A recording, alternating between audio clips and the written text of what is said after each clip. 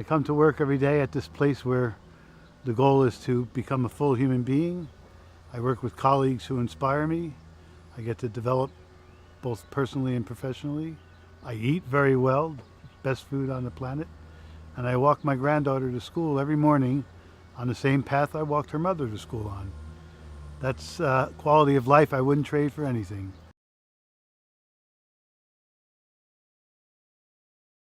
When you're here in Hawthorne Valley, you could feel a little bit like you're in this kind of magical bubble of just beauty and grace, and yet it is completely interdependent and interconnected into these larger systems, as we all are.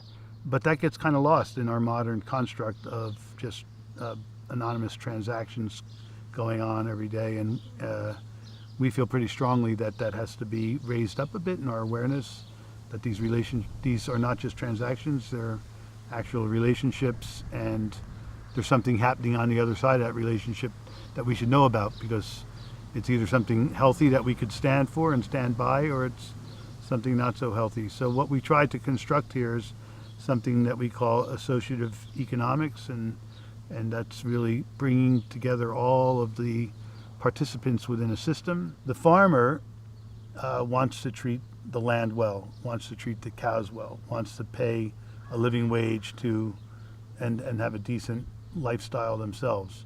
So that already then presents one economic picture. They then take the milk to the creamery and they say, we need X dollars per hundredweight of milk in order to actually make this viable, to be able to have a healthy herd, not push the herd, not push the land, not push the people. And then the creamery has to scratch their head and say, oh, okay, well, we'll pay that, but now we need to pay a living wage to the people working in the creamery who are making cheese or producing yogurt, and keep the lights on, keep the equipment running. In order to do that, we will have to wholesale our milk and our cheeses at X price per pound in order for us to be able to do that. So then they go to the green market manager and the store manager and they say, this is what we paid per hundredweight for the milk. This is what it costs us to add the value. Therefore, we need X price. And then the green market and the retail store have to speak to the customer base and say, here's what the milk costs to the creamery per hundredweight, is what we get it for wholesale. In order for us to keep the lights on in the store or run our trucks down to the green market and pay living wages, we have to mark it up and get this price at retail level. Does that work? Are consumers willing to pay that price? Especially in a system where we're competing against a highly subsidized, petroleum-based agribusiness system of producing a bunch of food-like substances, as Michael Pollan is fond of saying. And we're trying to do something different. We're trying to steward the land in a different way. We're trying to pay living wages, et cetera. It's not an easy nut to crack.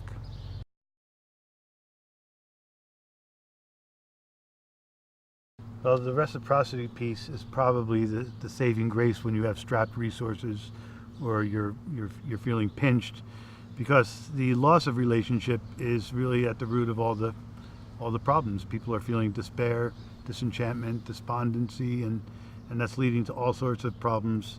And when you are in relationship, at least you are able to overcome that that loss of connectivity. So we really feel actually quite privileged to be so deeply connected to the land, deeply connected to each other through our work, and hopefully, ultimately, deeply connecting to our own self, our own sense of purpose in the world. And that is a joyful thing.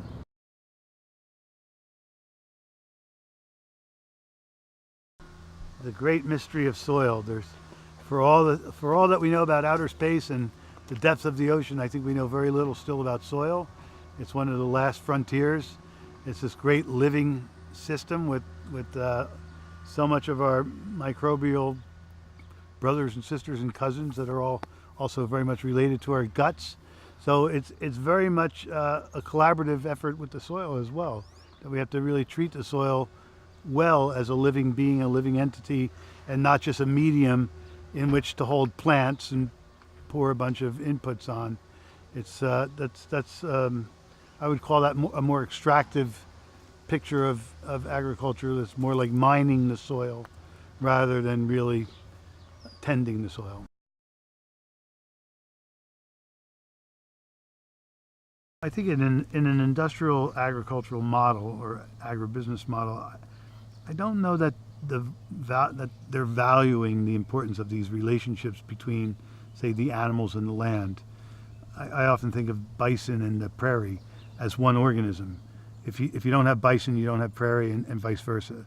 And I think you could just take that down to the farm level and the role of the cow and the ruminant on the farm, and how that's, you know, cycling the sunlight through the grass into the ruminant's belly, back into the soil as manure, and just building better soil for future generations of cows and of people who are then going to benefit from farmers growing that soil. So it's a very non-violent and patient system, as opposed to just an extractive mining of the soil and animals as units of production system.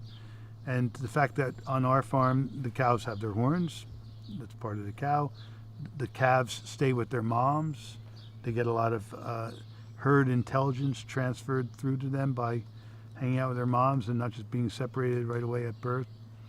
We believe that we just think that's important.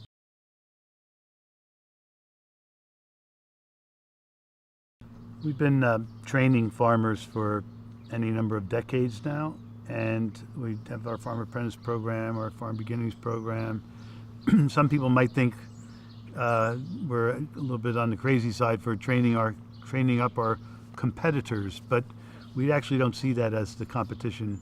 We really believe in what we need is a lot of smalls instead of a few bigs, and that there'll be more resilience in the system when we actually have more farmers, not less farmers. And the competition is maybe more along the lines of some of the real giants in the system, kind of co-opting terms like organic, or, you know, whatever they use now, cage-free and all that kind of stuff.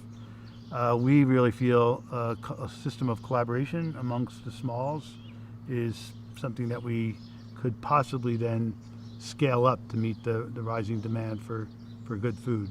It's not completely proven yet, except that it's how we fed ourselves for most of the human project. So I think we have to find a way forward to something that looks like that again.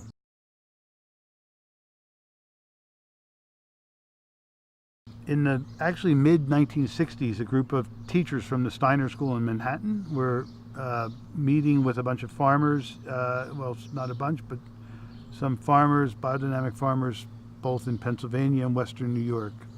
And they were having these conversations around small and mid-sized farms, and also around children's, let's just say, the mechanistic, technological, materialistic thinking pressing in earlier and earlier into the lives of children. This is the 1960s. This isn't the 2000s with everybody walking around with, you know, gadgets in their hands. So they kind of saw it coming and realized that we needed to make sure there were opportunities for children to come out of the cities, come out of urban centers, and have this immersive experience on a farm. And in 1971, they actually incorporated and began to look for a farm in the kind of New York, greater New York, New England area, to have access to Boston and New York City, make it kind of a not that far away destination. And in 1972, they found the farm we're sitting on right now after looking at 70 farms. And they liked it because it's in this kind of natural bowl, and it just has a kind of held feeling. And on July 30th, 1972, they closed on this farm. And in the fall of that year, in September, the first class came up from New York City. And every week since then, during the school year, there's a class living here in the main house. They get dropped off on Monday, and they're here till Friday. They're doing farm chores. They're having all kinds of experiences that really are profound. They're so simple in one way, but when you speak to anyone from 1972 on forward, and they talk about their farm trip. They'll say things like, it was a watershed moment in my life, it changed everything. And we hear that over and over again from the upwards of 25,000 children who've come through that program.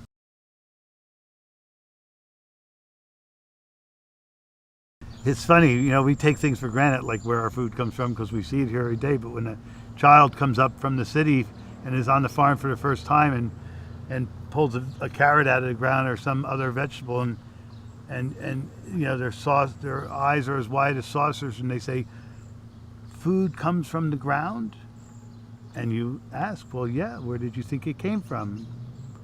"The supermarket." "Okay, and before that?" And you just see the wheels start to spin, and they start to make sense of something that otherwise just remained completely opaque to them. It was just food showed up. But there's so much relationship right in that picture. There was an 8-year-old who said, "Wait a minute. So we grow the food, and then we eat it. We bring the compost to the pigs, and then they become food. It's all connected." 8 years old. Or another 8-year-old who saw a calf be born and said to the rest of the class, "This calf was just born. You can tell the extension cord is still attached."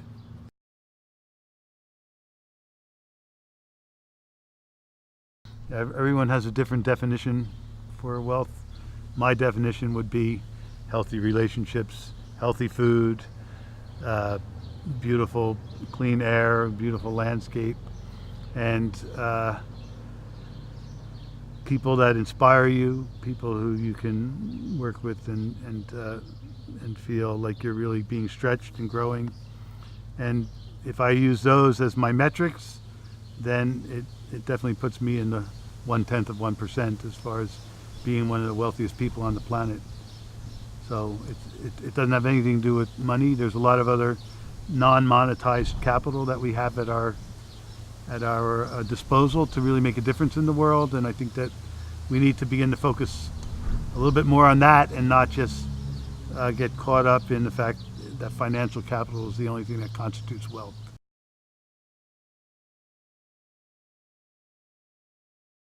I think the Hudson River forms an image and an imagination or inner picture that is just so perfect for thinking about reciprocity and mutuality, because it's the river that flows both ways. It's tidal all the way up to Albany, so it's just this constant flow back and forth, back and forth. And I think about that all the time when I think about Hawthorne Valley's relationship to, say, New York City.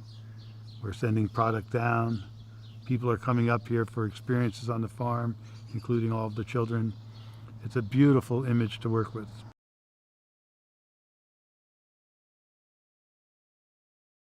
New York City plays a huge role in Hawthorne Valley Farm. Number one, it provides a market for our products, so that's critical. A lot of what we make is going down to the city. A lot of people who are shoppers in our retail grocery store here are people who are coming up from the city who have weekend homes. There are people who are coming with their visiting schools. They come back as summer campers. Their families form relationships to the place. Many of the families in Hawthorne Valley Waldorf School are families who have relocated from Brooklyn or other parts of the city. And I don't think we could exist in quite the same way that we do without having that relationship to New York City. In fact, that's an understatement.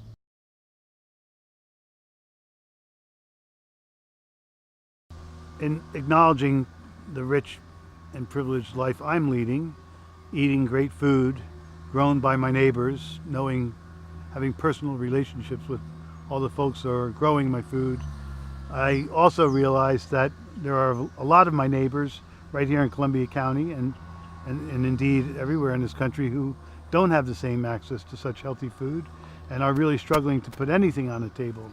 At the same time that the farmers are struggling to make an affordable living, a decent, respectable living.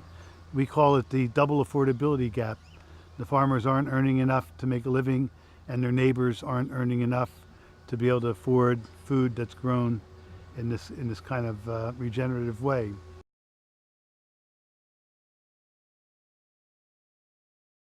here we live 120 miles north of New York City, and statistically, I'm told that at any given time there's only a 3-day supply of food within the city. So that seems like an incredibly fragile and perilous design, that it would be it could be so easily disrupted, and then what happens next? I think we just have to collectively think through these issues.